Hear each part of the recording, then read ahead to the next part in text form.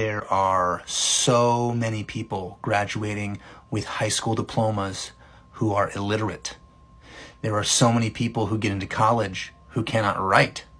And I think grades are to blame partly for this issue. Another problem with grades is that they encourage completion and not learning. Let me explain.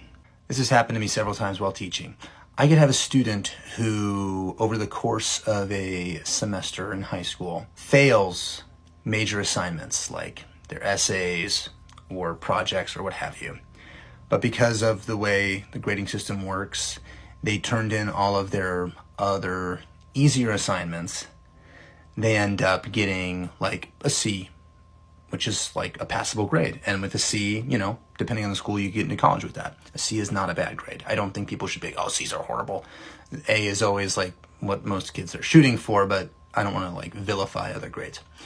But the point is, when we use the grading system, we emphasize this idea of kind of filling up your grade bucket, doing what you can to get a certain amount. It becomes about achieving the grade, not about the learning. It becomes about completing the task, not about gaining anything out of it. If you were to ask most students, why were you happy about when you completed assignment X, Y, or Z or project X, Y, or Z?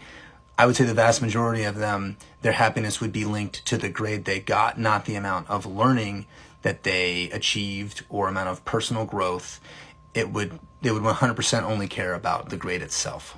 How do we encourage this environment that does not encourage kids to reflect on their learning, but instead encourages them to behave and do certain things a certain way so that they can receive the grade?